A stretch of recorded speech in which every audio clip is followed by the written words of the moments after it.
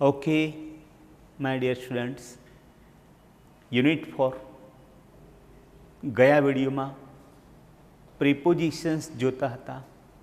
આ વિડીયોમાં એક ઇંગ્લિશનો ખૂબ જ મહત્ત્વનો ટેન્સ, પરફેક્ટ પ્રેઝન્ટ ટેન્સ અથવા પ્રેઝન્ટ પરફેક્ટ ટેન્સ, પૂર્ણ વર્તમાન કાળ, એના વિશે આપણે વાત કરીશું. ઇંગ્લિશમાં અન્ય ભાષાઓની જેમ મુખ્ય 3 કાળ છે: પ્રેઝન્ટ ટેન્સ, પાસ્ટ ટેન્સ અને ફ્યુચર ટેન્સ. પણ ઇંગ્લિશમાં દરેક મુખ્ય કાળના 4 સબ ટેન્સીસ એટલે 4 પેટા કાળ છે. પ્રેઝન્ટ લઈએ તો સિમ્પલ પ્રેઝન્ટ, સાદો વર્તમાન કાળ; કન્ટિન્યુઅસ પ્રેઝન્ટ, ચાલુ વર્તમાન કાળ; પરફેક્ટ પ્રેઝન્ટ, પૂર્ણ વર્તમાન કાળ; અને પરફેક્ટ કન્ટિન્યુઅસ પ્રેઝન્ટ, ચાલુ પૂર્ણ વર્તમાન કાળ. આમ 4 પ્રકારના વર્તમાન કાળ પૈકી આપણે સિમ્પલ પ્રેઝન્ટ ટેન્સનો અભ્યાસ કરી ગયા છીએ. રોજની ક્રિયાઓ, ફ્રીક્વન્ટ એક્શન્સ, નિયમિત સમયાંતરે થતી ક્રિયાઓ, ટેવ પ્રમાણે થતી ક્રિયાઓ, કુદરતના ક્રમ પ્રમાણે થતી ક્રિયાઓ, કહેવતો, વાક્યાઓ, સૂત્રો વગેરે દર્શાવતા વાક્યોને આપણે સાદા વર્તમાન કાળમાં સમાવિષ્ટ કરીએ છીએ. બોલતી વખતે કોઈ ક્રિયા ચાલુ છે એમ બતાવવું હોય તો એવા વાક્યોને આપણે ચાલુ વર્તમાન કાળમાં સમાવિષ્ટ કરીએ છીએ. પરંતુ પૂર્ણ વર્તમાન કાળ એટલે શું?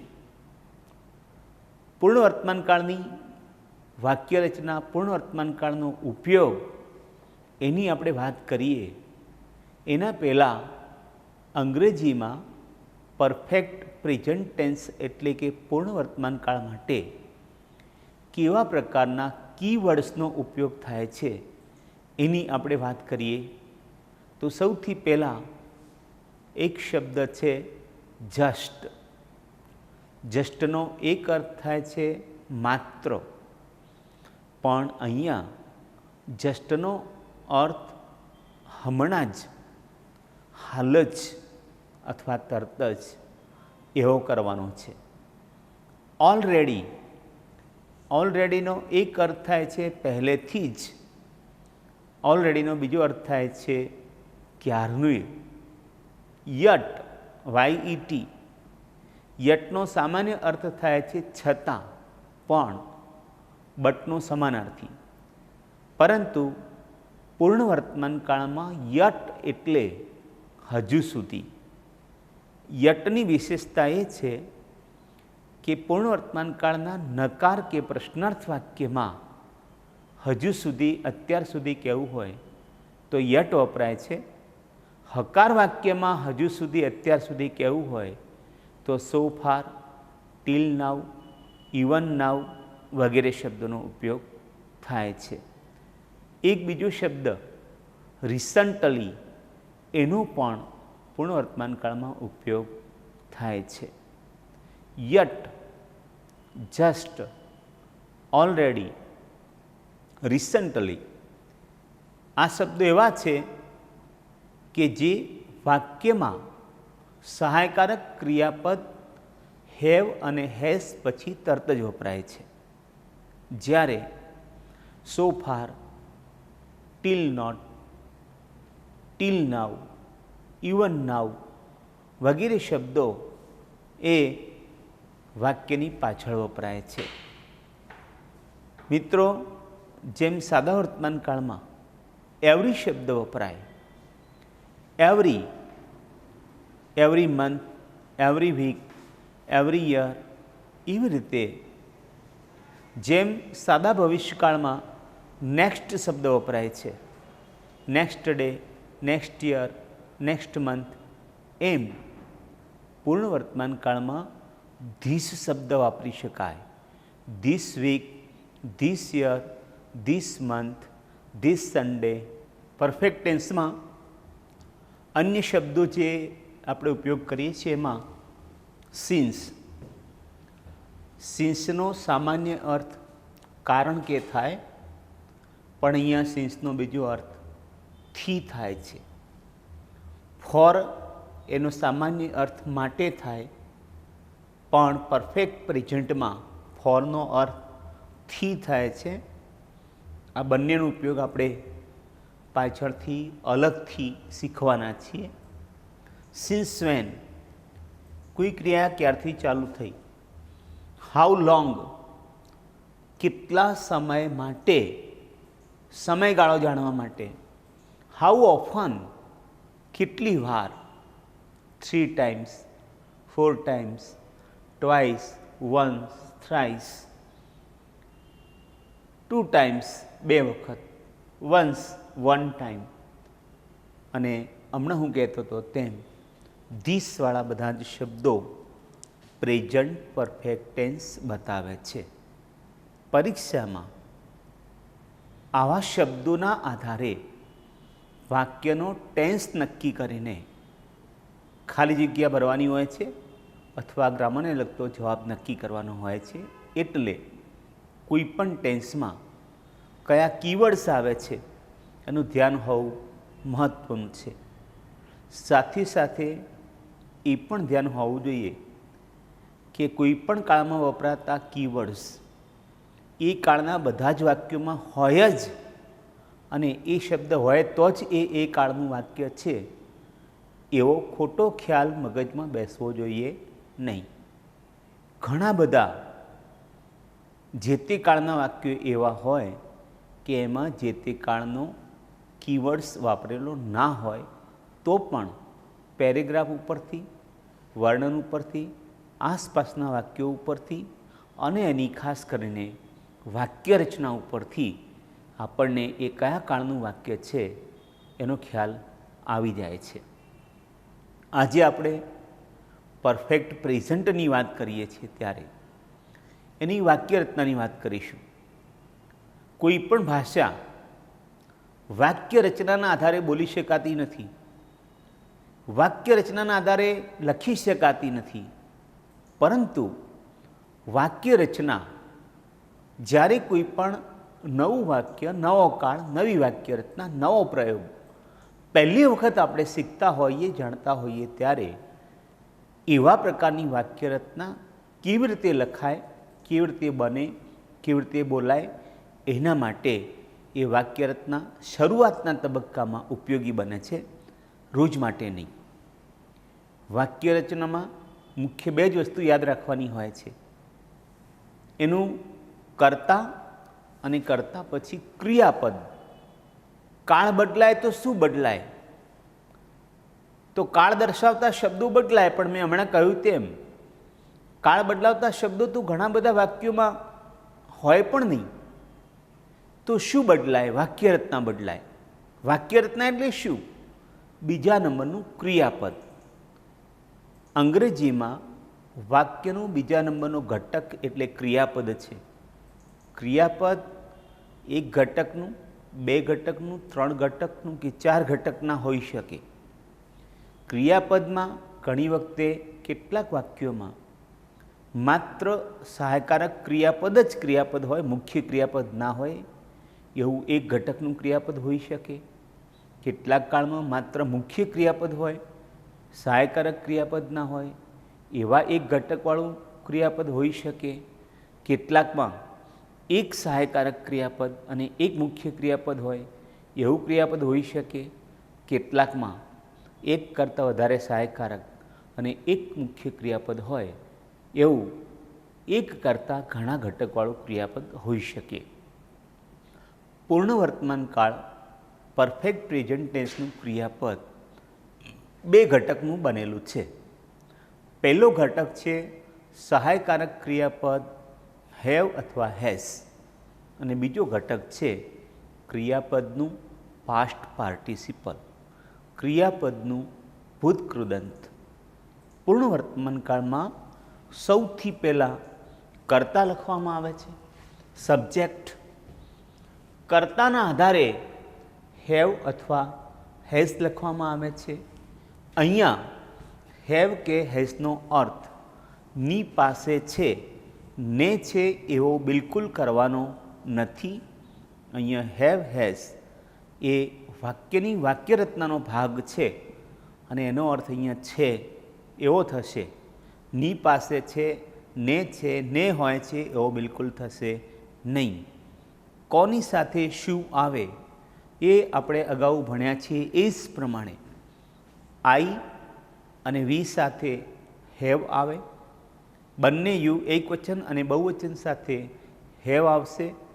હી, સી, ઇટ સાથે હેજ આવે, ધે સાથે હેવ આવે. એ સિવાય કોઈ પણ એક વચન કરતા હોય તો એની સાથે હેઝ અને બહુવચન કરતા સાથે હેવ. જેમ કે અ બર્ડ તો હેજ આવશે, પણ બર્ડ્સ તો હેવ આવશે.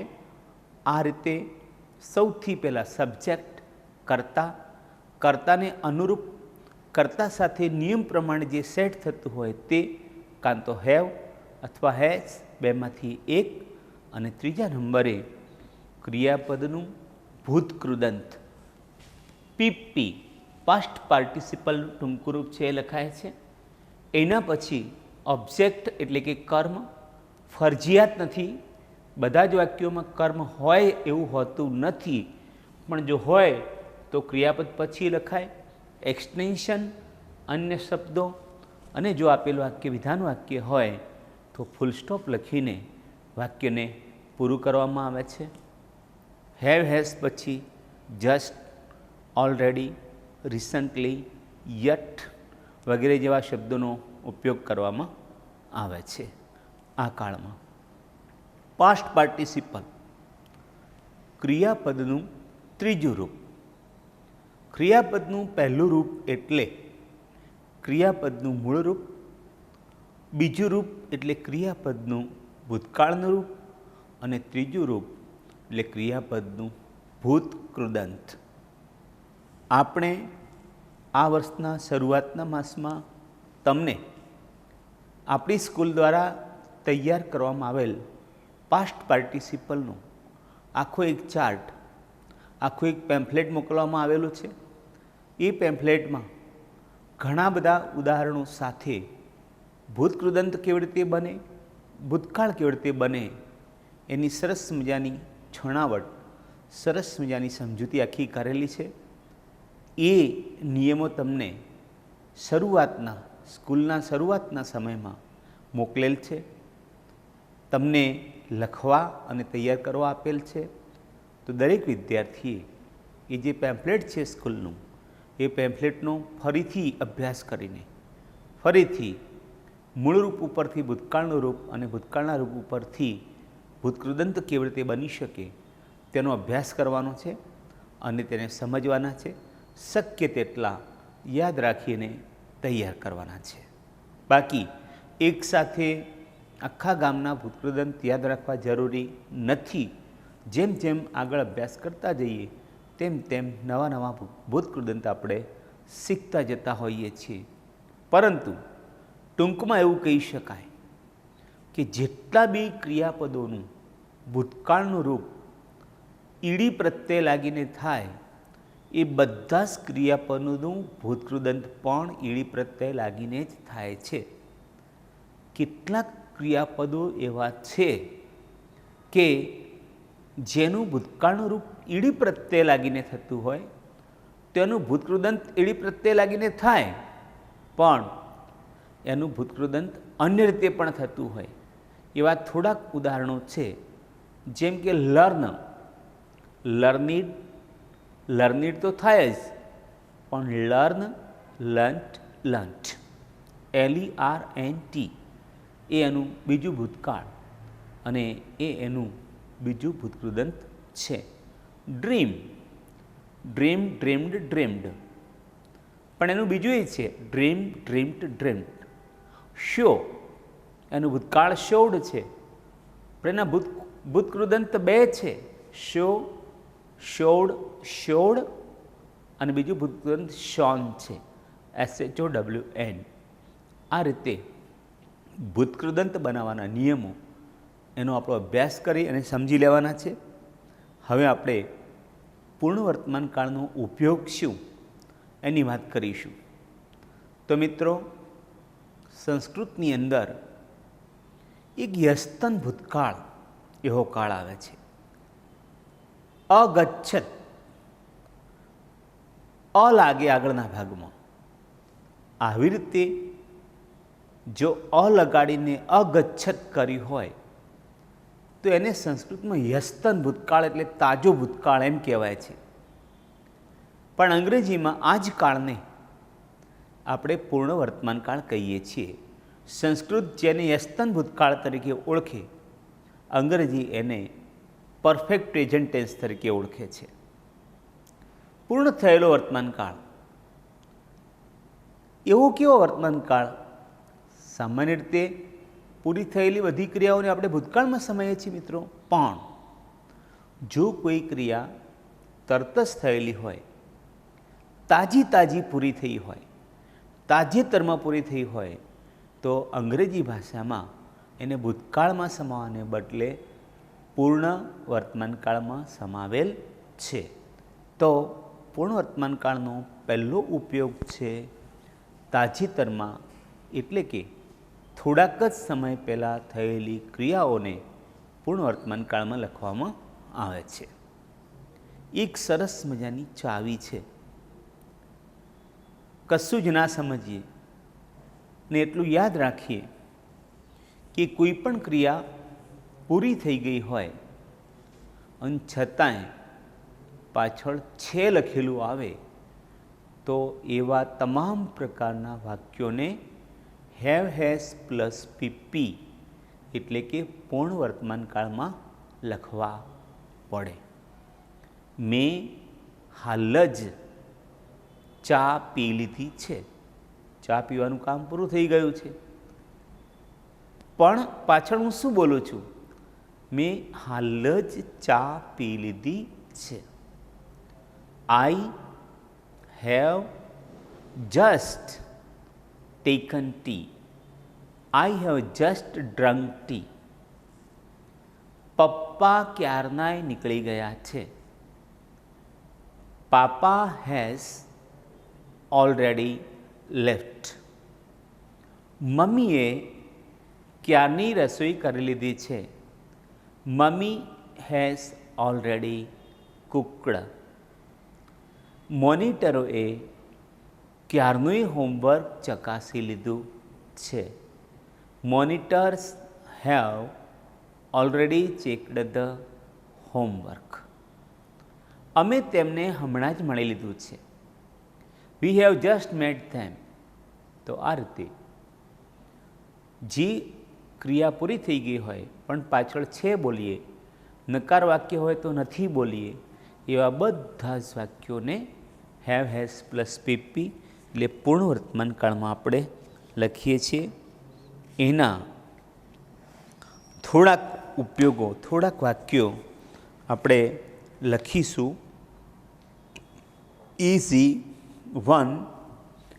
મેં હાલ જ દૂધ પી લીધું છે. મેં હાલ જ દૂધ પી લીધું છે. વાક્ય રચના આપણે શીખ્યા એ પ્રમાણે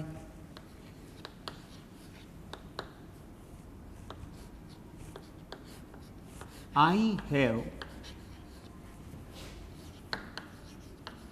just taken. Past participle take took taken. I have just taken milk.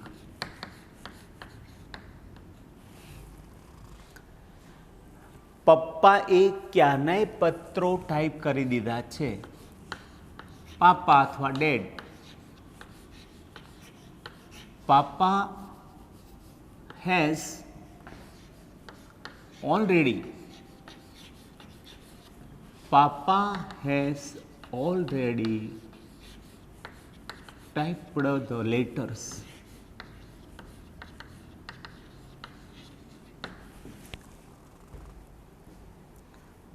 મોનિટરોએ ક્યારનું હોમવર્ક તપાસી લીધું છે.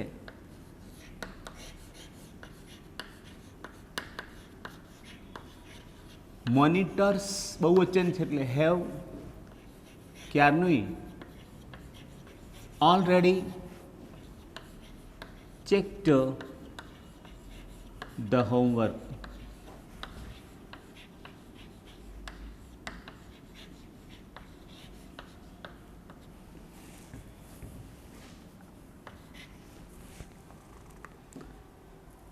મમ્મીએ હમણાં જ રોટલીઓ બનાવી દીધી છે.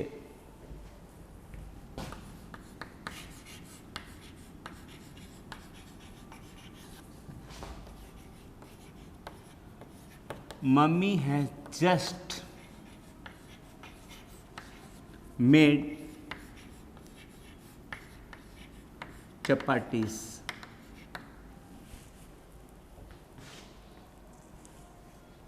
તેઓએ તાજેતરમાં નવું મકાન ખરીદી લીધું છે. તાજેતરમાં they have recently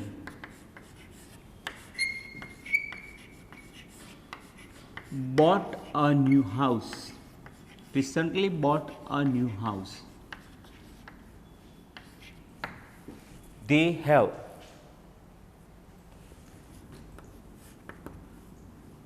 કાકીએ હજુ સુધી કપડાં ધોયા નથી. આંટી hasn't yet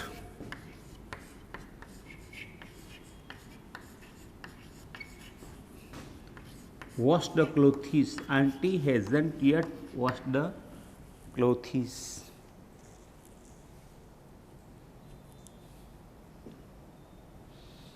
અમે આ વર્ષે જૂનું મકાન વેચી દીધું છે. We have sold an old house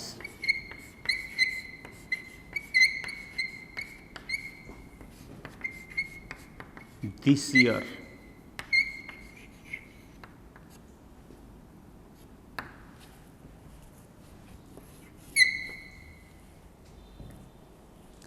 શ્રીમાન પાઠકે આજે 7મો પાઠ ભણાવી દીધો છે.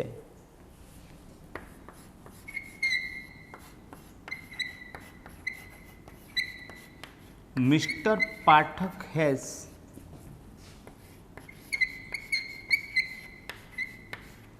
taught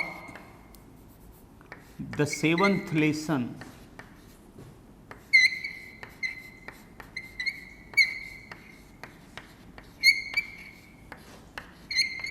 today. રણવીણે આ વર્ષે લગ્ન કરી લીધા છે.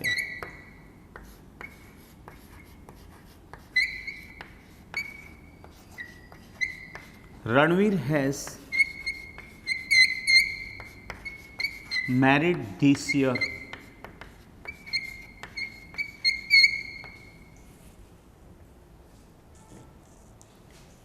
તેઓએ હજુ સુધી અસાઇનમેન્ટ જમા કરાવ્યું નથી.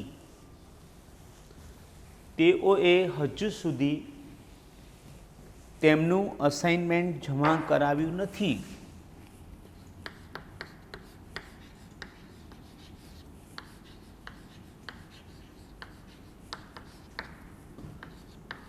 They haven't submitted their assignment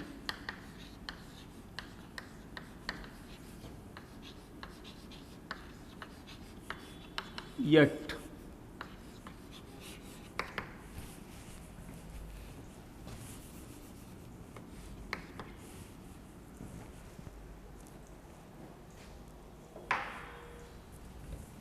તેણીએ હજુ સુધી ભૂગોળ તૈયાર કર્યું નથી.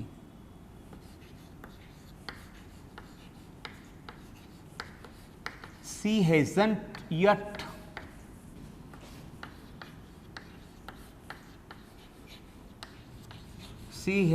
yet prepared geography.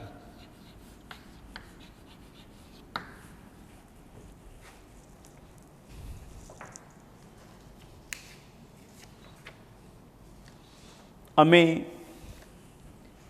ક્યારેય કલકત્તા ગયેલા નથી. 6 નંબરનું વાક્ય રહી ગયેલું છે. અમે ક્યારેય કલકત્તા ગયેલા નથી. We haven't never gone to Kolkata.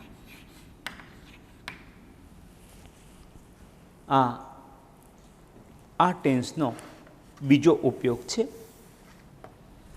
Perfect ટેન્સનો બીજો ઉપયોગ પણ એક છે. પરફેક્ટ ટેન્સનો બીજો ઉપયોગ આવો જ છે. આ ઉપયોગને મળતો છે, થોડુંક એમાં અલગ છે. પહેલા ઉપયોગમાં મિત્રો આપણે હાલ જ એવું ભણ્યા કે થોડાક જ સમય પહેલાં, એટલે કે તાજેતરમાં તાજી થયેલી જે ઘટનાઓ છે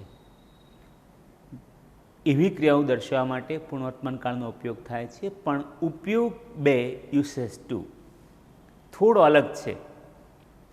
એમાં ક્રિયાઓ તાજેતરમાં નથી પૂરી થઈ.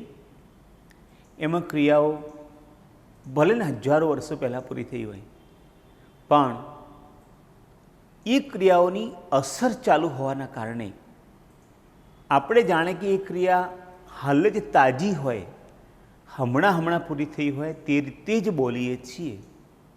આવો બીજો ઉપયોગ છે. એની વાત આપણે નેક્સ્ટ વિડીયોમાં કરીશું. આજે બાય.